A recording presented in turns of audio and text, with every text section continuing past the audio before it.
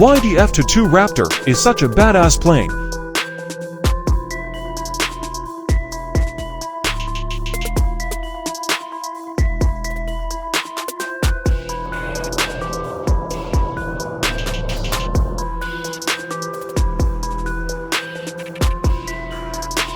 On an otherwise unremarkable day, in March 2013, an American MQ-1 Predator drone was flying in international airspace off Iran, conducting a routine surveillance flight over the Persian Gulf, but the U.S. Air Force knew trouble might be lurking ahead. Several months earlier, a pair of Iranian Sukhoi Su-25 attack planes had attempted unsuccessfully to shoot down another patrolling Predator. After that, the Pentagon decided subsequent drone patrols would be escorted, either by F-18 Hornets from the USS John C. Stennis aircraft carrier, or F-22s deployed to nearby Al Dhafra Air Base in the United Arab Emirates. At the annual conference of the Air Force Association later that year, USAF Chief of Staff Gen. Mark Welsh would tell the crowd what happened next, as the Predator flew its pre-planned route to Iranian F-4 Phantoms approached and acquired the drone on their radars. One of the Phantoms got to within 16 miles of the MQ-1. On another heading, call, Sutterfield closed in on the F-4.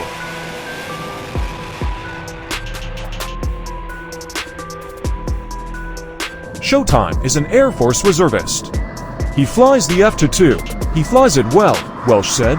He flew under their Phantom to check out their weapons load without them knowing that he was there. And then he pulled up on their left wing, and then called them and said, "You really ought to go home." When you hear enough stories like this one, it becomes no surprise to find out that many people, including members of Congress, are toying with the idea of restarting the F-22 production line and making more Raptors. Russia and China are catching up with American air power.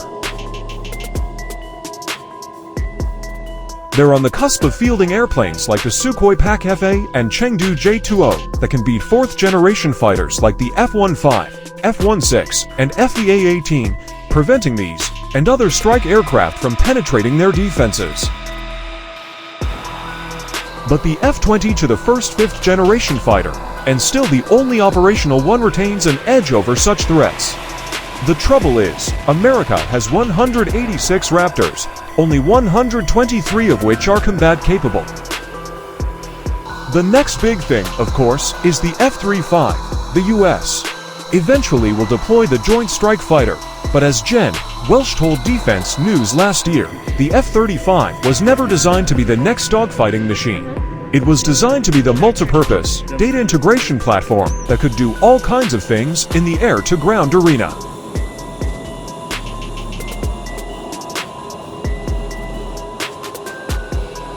Ironically, some changes to the F-22 during the run-up to production made it look more like the YF-23.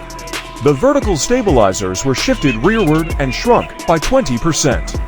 The canopy was moved forward, and the engine's intakes toward the rear to improve pilot visibility, a clear concession to the importance of maneuvering and, if need be, dogfighting.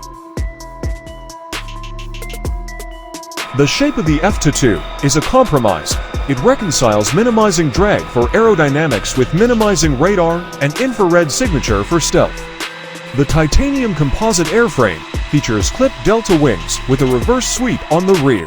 Flight control surfaces include leading and trailing edge flaps to generate increased lift, ailerons which make the airplane roll, and rudders on the canted vertical stabilizers. Single-piece horizontal tail fins, also called stabilators, provide pitch control and also act as speed brakes. A coating applied to the aircraft's skin absorbs radar energy. The cockpit is even designed to minimize radar returns from the pilot's helmet, and it does all this without minimizing visibility, which is a problem on the F-35. In addition to enhancing maneuverability, the horizontal tail fins at the aircraft's rear act as a shield for engine exhaust heat to make things harder for heat-seeking missiles. They push the Raptor to an officially stated Mach 2 class top speed and allow supercruise at Mach 1.5 without afterburner. They also allow the F-22 to operate at very high altitudes, well above the published 50,000 ceiling.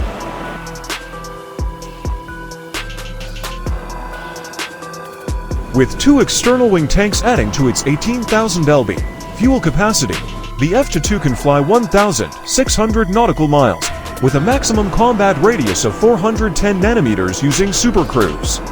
It carries an M6-1A to 20mm cannon with 480 rounds for close-in dogfighting and strafing. Inside its internal weapons bays are 2 AIM-9 infrared air-to-air missiles and 6 IM-120 radar-guided air-to-air missiles. For strike missions, the Raptor is loaded with 2 1,000 lb GBU-3 to JDA MIS and 2 AIM-120 radar-guided air-to-air missiles.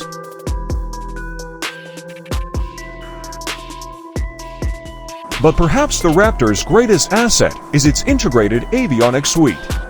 Dual integrated processors crunch data from the Raptor's coordinated sensors, weapons, and data link.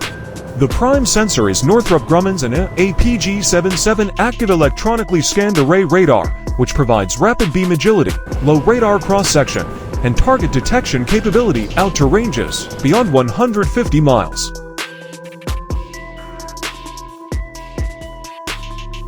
The vast majority of kills the F-22 achieved during such exercises happen from beyond visual range, with Raptors zapping opposing fighters before the adversaries even knew they were there. The F-22s tended to operate at very high altitudes, where they could use the high ground to maximize their already excellent radar sight. The Raptor's kill potential was limited only by the number of missiles it carried.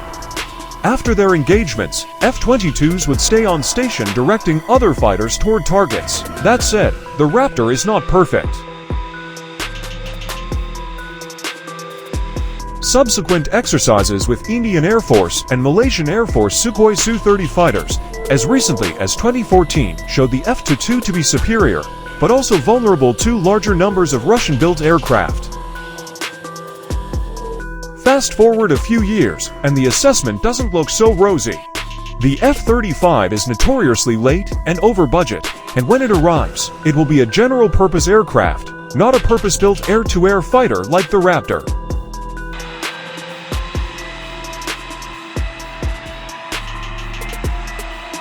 It has some members of Congress, Jen, Welsh, and the defense community thinking about restarting Raptor production.